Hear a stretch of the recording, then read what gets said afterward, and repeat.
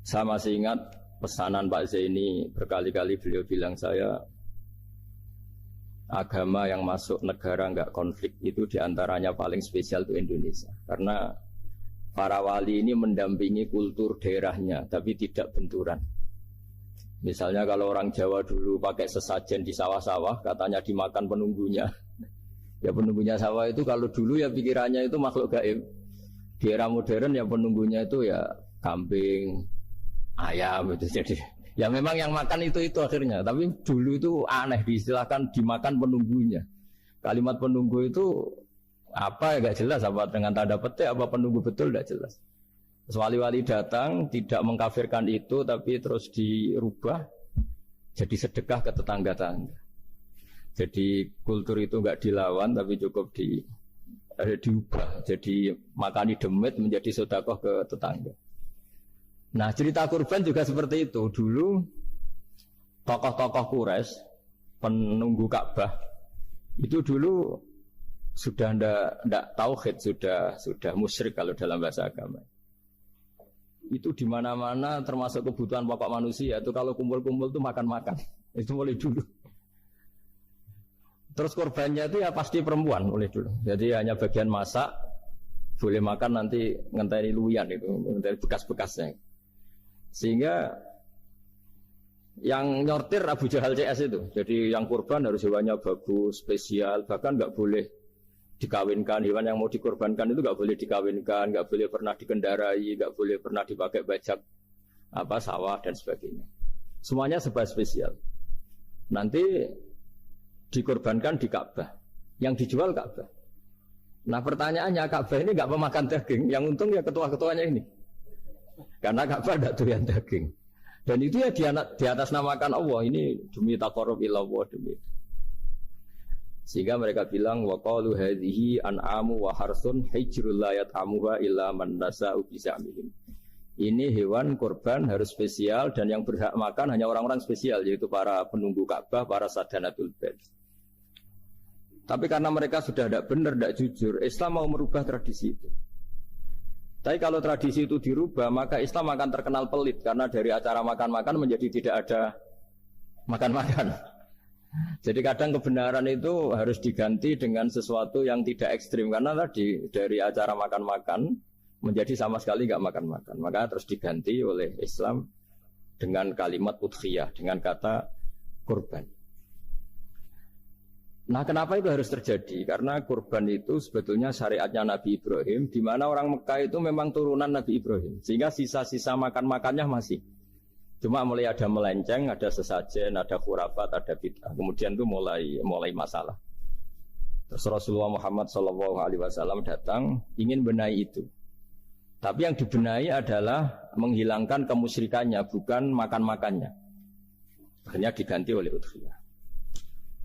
Nah kenapa ada kurban? Kalau dalam banyak literatur, Nabi Ibrahim alaihissalam itu Nabi yang paling, dengan tanda kutip, mengklaim kalau beliau itu orang paling sayang kepada Allah, paling dekat kepada Allah. Gak ada yang dicintai selain Allah.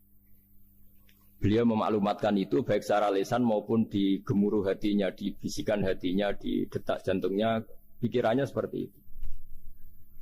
Pas itu beliau belum punya putra karena beliau termasuk lambat punya anak. Suatu saat ditakdir punya putra, yaitu Ismail. Pas seneng-senengnya jalan, pas seneng-senengnya punya anak, sama Allah disuruh nyembelih. Anak kamu harus kamu sembelih. Ibrahim kaget. Kenapa ya Allah? Kamu adalah orang yang sering ngomong bahwa yang paling kamu cintai saya. Tapi setelah ada anak kamu, kayaknya enggak. Protes Nabi Ibrahim, Pak. Yang benar Gusti, iya harus anak kamu. Karena beliau kadung janji, kadung komitmen yang paling dicintai Allah, tidak ada yang lain. Saya akan mencintai engkau ya Allah, meskipun harus korbankan anak saya. Sehingga cerita terus disyariatkannya korban itu. Ketika Nabi Ibrahim berkomitmen melaksanakan perintah itu, Ismail jika mau nurut, terus sama Allah diganti oleh hewan kurban yang bernama kambing. Sehingga versi cerita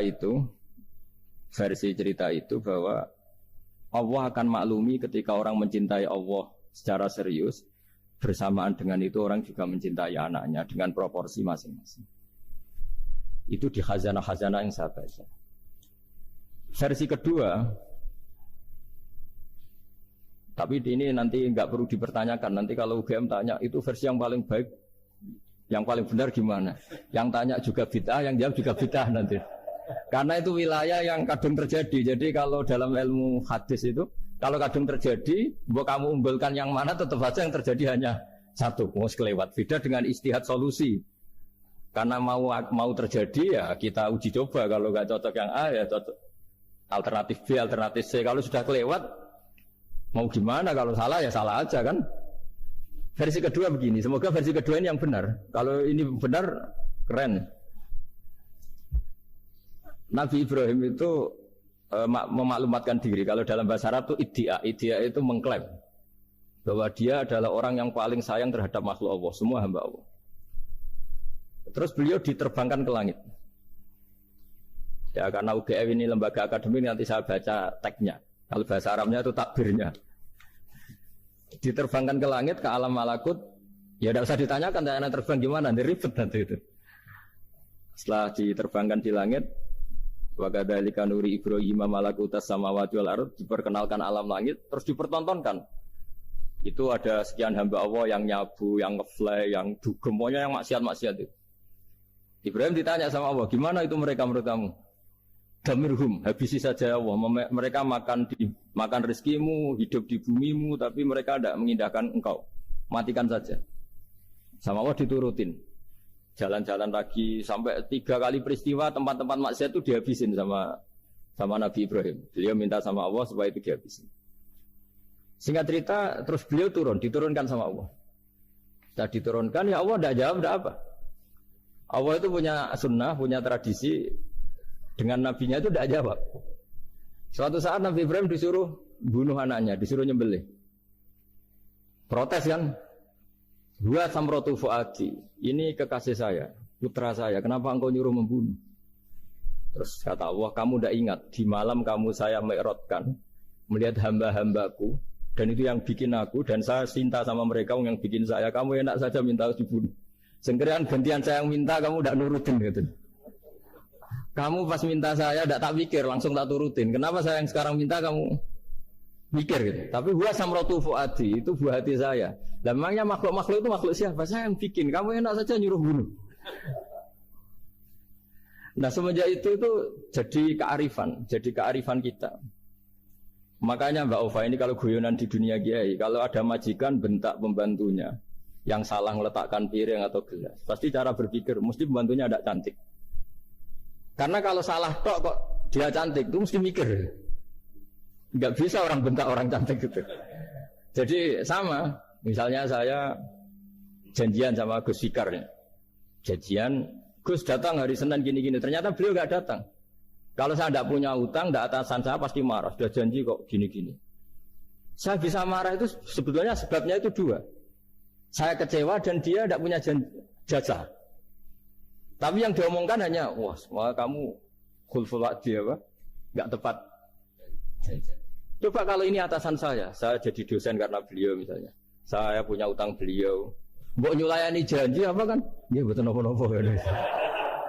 Sama. Ada majikan mencintai pembantunya karena sangat cantik. Mana tidak mencahno piring. Omahe dirubah, itu tidak apa-apa gitu. Sama. Makanya ada guyonan di dunia kiai itu, ada anak perempuan, kan nggak lazim ya, perempuan pakai GL Pro kalau dulu, mungkin sekarang pakai Ninja, pakai celana jeans. Sopo wong luput suwo itu. Siapa itu perempuan kok gitu? Ini ponakane jenengan Mbah Astagfirullah, muga-muga pangeran nyepuro. Jadi langsung rubah dari maksudkan menjadi ndak karena keluarga. Nah, jangan-jangan kebencian kita pada maksiat itu oke, kita wajib benci maksiat, tapi tetap ada catatannya. Pos yang maksiat itu tidak orang yang terkait dengan kita. Coba kalau yang maksiat itu orang yang terkait dengan kita, itu anak kita, ponakan kita, mungkin istri kita, paling mintanya ya Allah ampuni. Sama-sama maksiat, yang satu minta dihabisin, yang satu kita minta diampuni. Fair gak kita sebagai manusia? Tidak fair. Tidak fair. Nah, iya gak fair ya? Apa ya fair? Iya. Makanya kalau ada guyonan, ya itu tadi. Ada supir salah dimarahin, pasti supir ini belum pegang rahasia. Tapi kalau sudah megang kartu, si majikannya punya apalah gitu, simpanan gitu. Wah ini megang, berani marah gak tuh? Tidak ada. Ini dokter Kelik juga teman saya. Itu pengalaman sekali. Jadi itu guyonan Kiai. Makanya jadi manusia itu gak pernah adil sebenarnya. Makanya Allah pernah mensifati manusia itu bakanal insanu zaluman jahula. Manusia itu sangat zalim dan sangat bodoh. Kalau misalnya jenengan tanya, orang soleh pun itu gimana? Orang soleh asal manusia tidak nabi, itu ya mesti ada zalim. Makanya kalau dalam kitab Hikam diterangkan, kitab Hikam itu kitab yang olah manusia. Itu menyebut begini, manusia itu siapa? Dijawab, manusia itu mangkanat mahasinuhu masawiyah. Orang yang ketika baik saja salah, apalagi ketika salah. Kita misalnya punya toko laris itu. Doanya mustajab, laris, pembelinya banyak, kualitasnya bagus. Pasti ada toko sekeliling yang megap-megap karena orang sekarang ke kamu kan gitu. Sama di kampus ya gitu, kalau ada kampus besar yang lain pasti ke masjid terhalangi karirnya. Di semua. Sehingga orang supaya terus merasa salah, Rabbana dzulamna anfusana, meskipun kita sedang benar pun, saya termasuk kiai yang kalau ngelepas haji, mungkin yang haji itu mangkel. Karena saya tidak pernah muji-muji haji, meskipun saya melepas orang haji. Umumnya kiai kalau ada orang haji kan dilepas haji mabrur, tidak ada lain balasan kecuali surga. Saya itu karena pernah kecil, pernah dengerin masyarakat. Itu ngenes ketika si kiai pidato tadi ternyata ngenes. Ngenesnya seakan-akan surga itu hanya milik yang haji. Mana kaya kula sepudi Gus kula ora kelar kaji. Semenjak itu setelah saya jadi kiai ya dendam juga. Akhirnya setelah saya jadi kiai kalau ngaji orang yang haji mabrur balasannya surga, orang yang fikir sabar juga surga, orang yang sering dimarahin istri juga surga. Kata semuanya surga lah terus. Sampai yang mau haji itu sebab gimana kok bahas kita kok sama dengan mereka? Ya karena saya ada ulama pesanan kata. Jadi artinya gini. Ketika Anda muji ibadah haji, jangan kira yang ngeles tidak banyak. Yang ngeluh juga banyak, karena mereka ada jatuh gak mampu haji. Itu hebatnya Islam. Islam juga datang dengan solusi-solusi. Misalnya Jumatan, itu hajinya orang miskin. Orang yang ingat Allah mulai subuh sampai matahari terbit, juga sama dengan umroh. Jadi karena tidak semua orang itu mampu haji. Jadi itu Islam. Jadi nanti tak bacakan, jadi versi kedua itu Nabi Ibrahim diperingatkan Allah bahwa tidak seperti itu cara mengelola hamba-Ku. Nah, Islam ini kata Allah anit tabi' millata Ibrahim hanifa. Referensinya Islam, mentornya Islam itu Nabi Ibrahim. Sehingga kita alhamdulillah punya sejarah wali songo. Saya punya orang tua di Nur Salim itu sayang sekali sama umat, Bahmun juga gitu. Saya sama Profesor Zaini itu sudah mulai tahun 2000 terus setiap hari ketemu juga nggak pernah kecewa. Beliau itu pernah disalahpahami, mungkin Bu Ova belum dengarin. Pernah disalahpahami karena beliau itu tangan kanannya kan agak kuat. Jadi kalau ngambil papa itu pakai tangan kiri.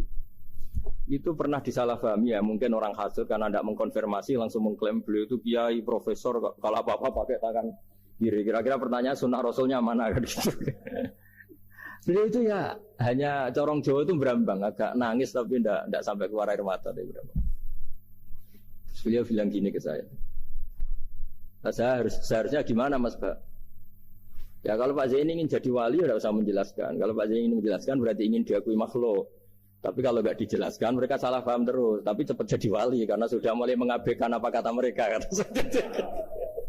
Tapi kalau menjelaskan ya enggak. Ya lama jadi walinya. Tapi bagusnya orang nggak salah paham. Pak Zaini tertawa-tawa.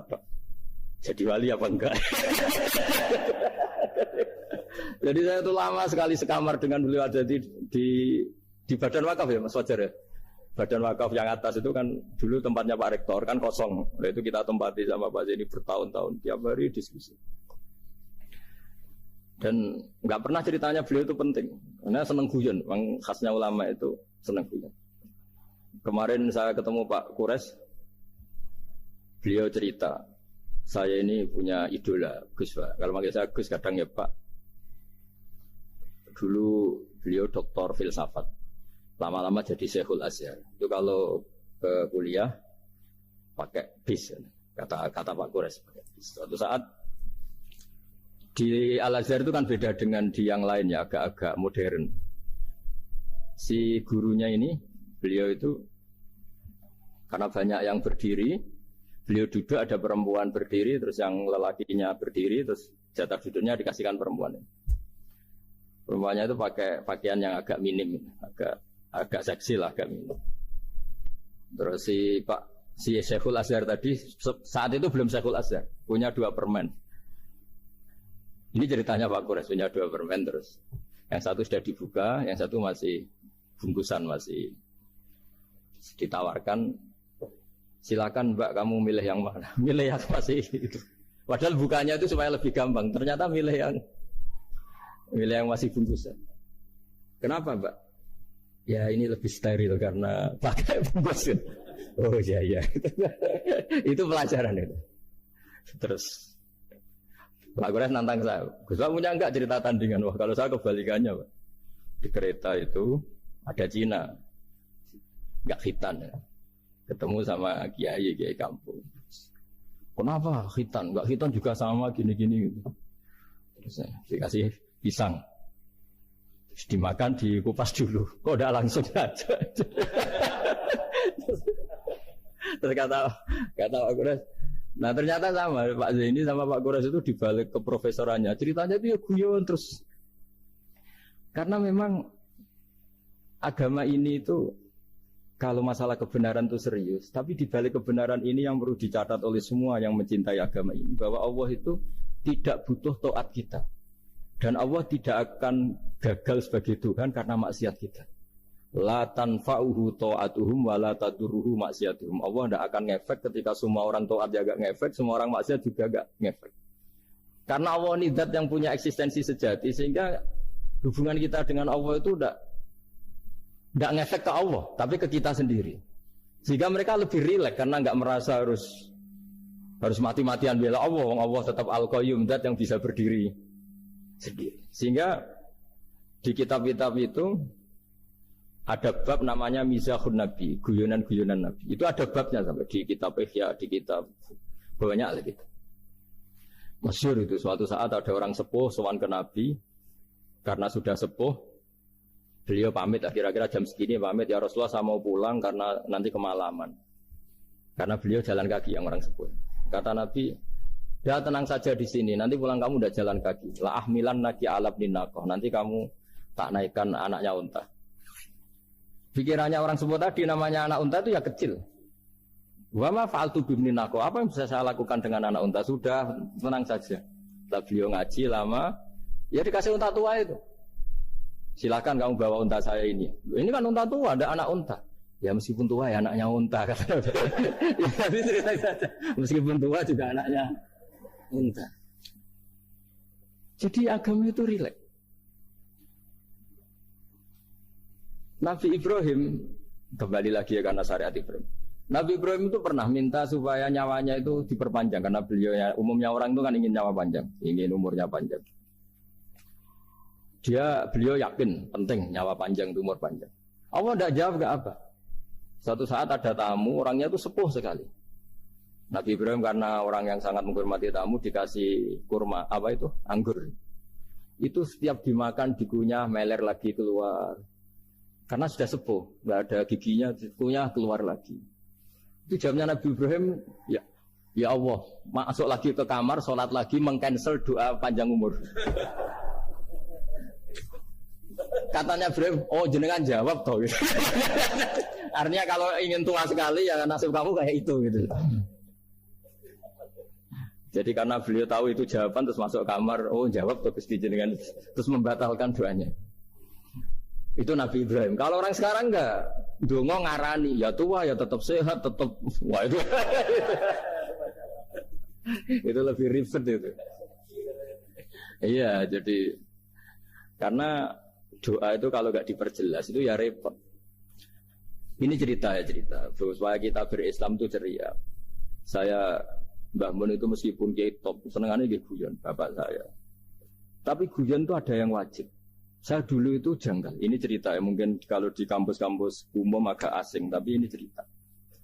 Nuduh zina itu dosanya besar sekali. Saya ulang lagi, nuduh orang lain zina itu dosanya besar sekali. Disebut bab qadzaf. Saya pernah menjumpai 3 kiai besar Bofa, 3 kiai besar. Dia top semua. Di majelis itu ada gosip bahwa si A itu punya selingkuhan sama Sri misalnya atau siapa lah dengan perempuan. Itu kalau di Arab itu senengannya pakai Salma, Laila Majnun Salma. Kalau di Jawa itu kasihan korbannya itu. Tapi itu contoh saja. Itu si Kiai 3 tadi gak ngefek, malah tanya gini, loh apa perempuannya cantik? Wah, cantik sekali bah. Cantiknya sampai kayak apa? Malah bicara cantiknya perempuan. Saya itu ya pertama iskal. Ini Kiai kok bakas orang apa? Cantik. Orang ayu ya. Setelah majelis itu bubar, yang penggosip tadi, ya yang gosip ini gak Kiai, yang pembisiknya ada Kiai, yang gosip ini gak Kiai. Cuma Kiai 3 ini posisi mendengar. Tapi malah tanya cantiknya tadi. Singkat cerita seorang itu pulang bilang gini, Gus. Itu kalau saya bilang iya, dengan gosip itu saya ikut golkar, saya ikut menuduh orang lain zina. Itu dosa besar. Selain itu saya Kiai, kalau saya bilang iya dianggap membenarkan. Maka untuk mengalihkan nggak bicara nuduh, jadi guyon tadi. Jadi guyonnya itu, karena kalau dia tadi bilang iya, artinya mengiyakan. Dan itu artinya qadzaf, punya dosa besar karena nuduh orang lain zina. Diperparah dia kayak besar, kan orang menjadi percaya karena yang ngomong bukan penggosip lagi, tapi ya, maka dialihkan. Loh, ayo nucung. Sampai segitunya kearifan. Sehingga dulu ketika Ma'is itu seorang sahabat yang pernah salah besar. Itu Nabi ketika beliau ada gosip salah itu ya Nabi masih, jangan-jangan kamu hanya mimpi, Cung. Jangan-jangan kamu hanya megang, tapi tidak sampai zina. Sampai terakhir Nabi tanya, Afi aklikaseun, jangan-jangan otak kamu sudah agak error. Saking tidak inginnya Nabi mempercayai hal-hal seperti itu. Nah, problem kita di zaman sekarang justru kadang nyari-nyari supaya tahu buktinya. Yang dulu para orang soleh menghindari bukti itu supaya enggak suudzon. Sekarang orang mencari-cari bukti. Padahal itu dilarang, wala tajassasu, orang enggak boleh mencari-cari kesalahan orang lain. Nah, itu kearifan-kearifan yang saya dapatkan dari Bapak, dari Mbah Mun, dari Pak Zaini, dari Pak Gures. Mereka orang-orang yang luar biasa menghindari ngomong penting. Sekarang itu orang banyak yang sering ngomong penting. Sebenarnya itu malah salah. Karena kalau ngomong penting itu vonis terhadap orang lain. Tapi kalau kamu rileks, tidak. Nabi dulu itu rileks sekali. Ketika beliau ngaji gini, terus ada pemuda lewat bawa cangkul, mengabaikan pengajian Rasulullah. Banyak sahabat bilang, celaka orang itu ada Nabi ngaji kok tidak ikut. Jawabannya Nabi unik. Jangan-jangan dia punya keluarga yang harus kerja. Dan kalau harus kerja untuk nafkah keluarganya itu juga ibadah. Itu ya sunnah saya. Jadi Nabi rileks saja, tidak tersinggung, tidak. Nah, kenapa kita butuh rileks? Karena kebenaran sekali dipaksakan itu jadinya benturan. Itu wali-wali Songo itu dulu sudah berpikir seperti itu. Sehingga Pak Zaini yang sering ngendikan sama saya, kita ini bisanya mengikuti Mas Bah, kalau manggil saya Mas, tidak bisa benturan. Sehingga tadi ada modifikasi dari sesajen menjadi sedekah, dari apa menjadi apa. Jadi tidak langsung benturan. Dan itu khazanahnya, bacaan-bacaannya banyak sekali. Termasuk peristiwa Udhiyah tadi. Jadi dulu kurban itu dipakai ajang orang-orang tokoh Quraisy supaya dapat daging yang bagus, di atas namakan Ka'bah. Jadi agama ini dijual mulai dulu. Sekunane kuno agama ini dijual. Dan agama mulai dulu ya prospek. Ka'bah itu bisa menyedot wisatawan berapa, wisata religi. Sehingga dulu ada Ka'bah tandingan, perhitungannya juga ekonomi. Jadi mulai dulu itu ya sudah seperti itu. Mau apa Bang Allah bikin dunia seperti ini. Jadi mulai dulu agama itu ya, sampai orang Yahudi gak mau iman sama Nabi ya pikirannya sederhana. Kalau saya tokoh banyak yang sowan, banyak yang ngasih-ngasih. Kalau saya ikut Muhammad, saya anak buah yang ngasih saya siapa ya? Jadi perhitungannya juga ekonomi.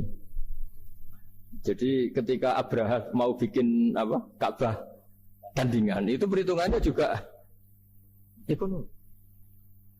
Jadi ribet kan memang kalau manusia itu sudah ribet. Tapi Islam ini datang bukan untuk itu, tapi memaklumi itu. Itu hebatnya Nabi Ibrahim. Ketika beliau berdoa, Ya Allah, keluarga kami saya tempatkan di Mekah. Rabbana liyuqimus sholata faj'al af'idatam minan nasi tahwi ilaihim warzuqhum minas samarat.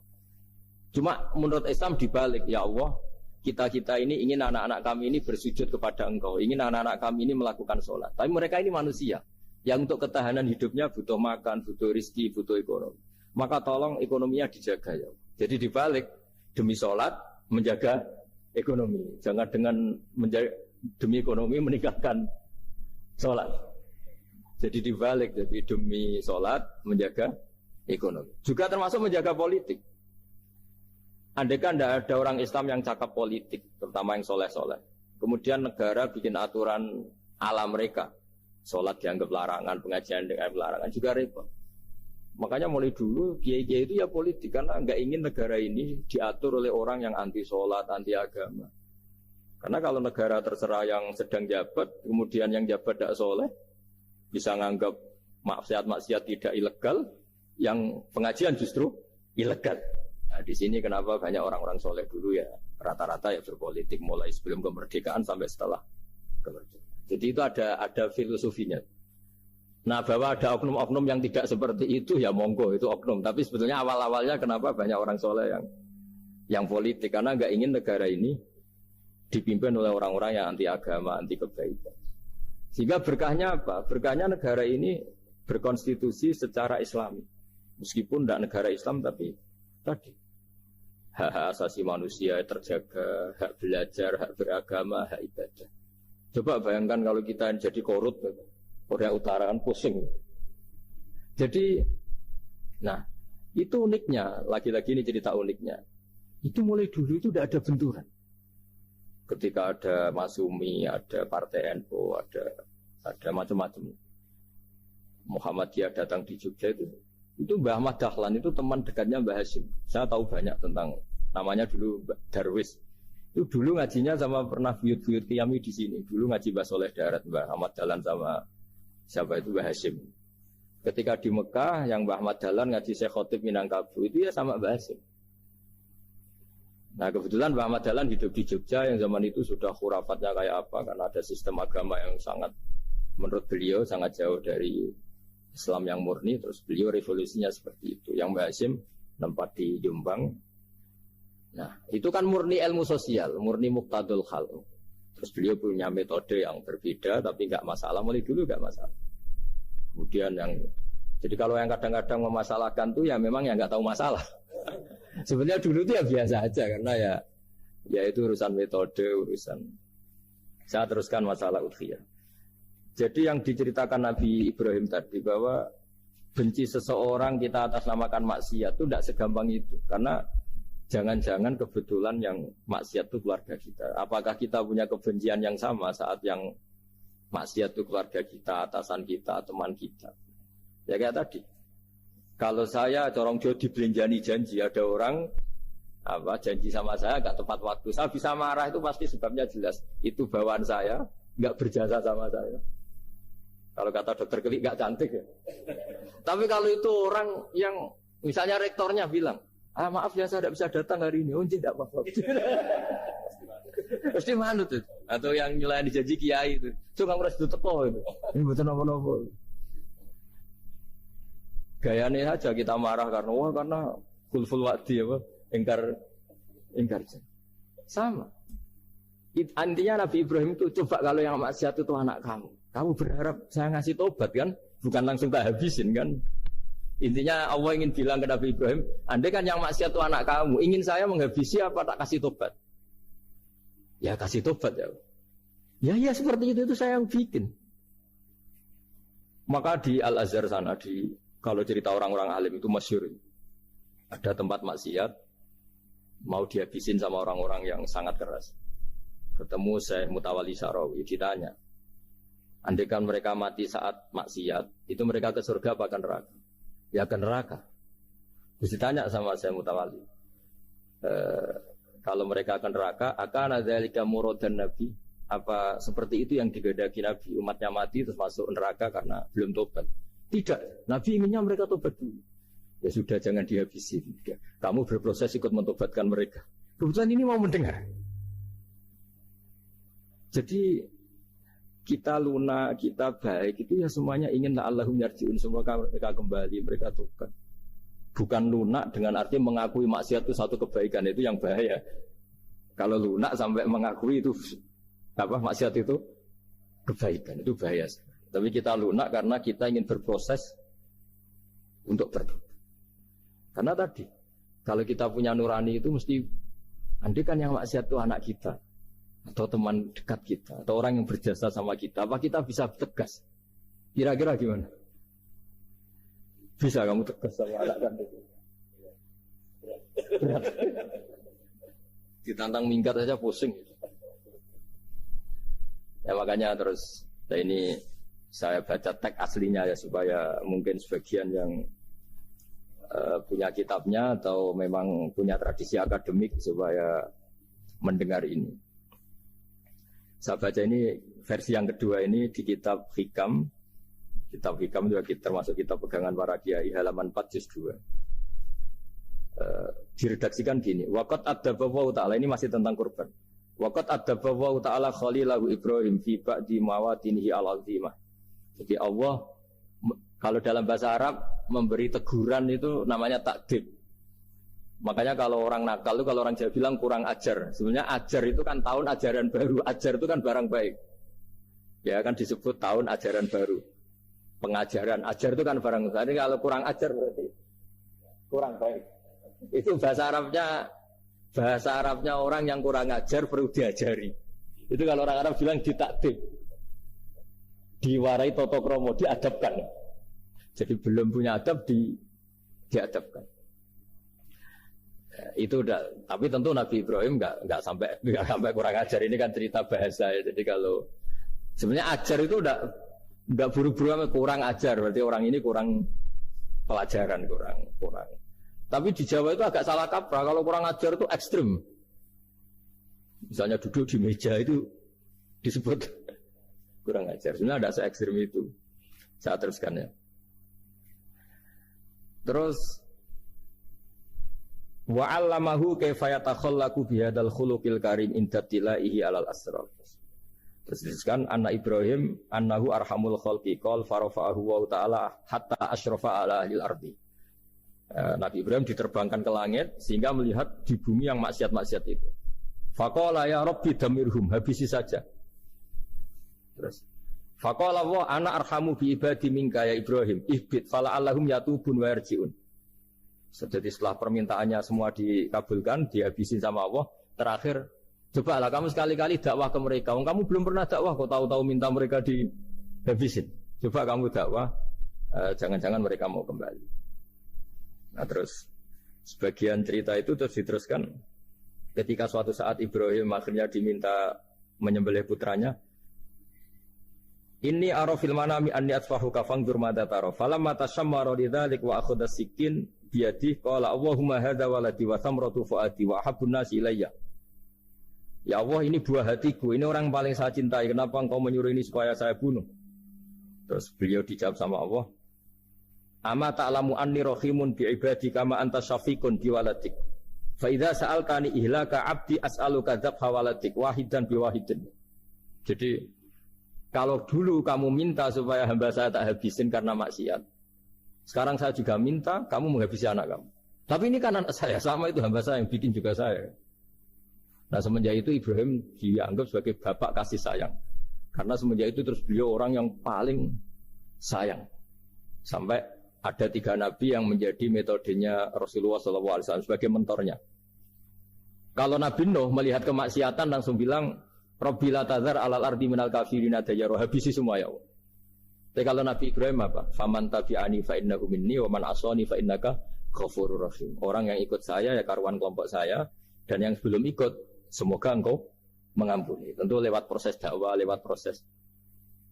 Nah, Wali Songo, kembali ke Wali Songo dan para guru-guru kita, itu seperti itu semua. Jadilah Islam yang di Indonesia, Islam rahmatan lil alam itu konstruksinya ya dari ilmu-ilmu seperti itu. Bacaannya seperti itu.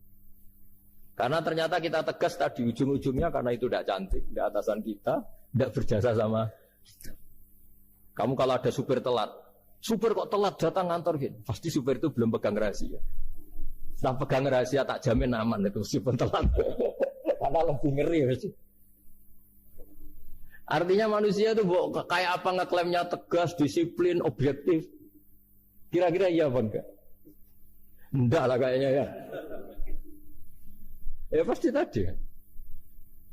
Ya itu yang makanya bapak saya kalau guyon sama saya itu, kalau umumnya orang itu kalau di dunia kiai muji istiqomah. Istiqomah itu konsisten jadi imam masjid, konsisten jadi guru, jadi kalau bapak itu sering guyon ke saya. Iku istiqomah apa mau digenti wong liya katanya. Artinya di balik istiqomah itu juga ada catatan lain. Jangan-jangan ambisi gak mau diganti orang lain. Jadi intinya manusia itu dalam benar saja ada unsur salahnya, apalagi pas salah gitu maksudnya. Nah ya pas benar saja ada unsur salahnya, apalagi pas salah.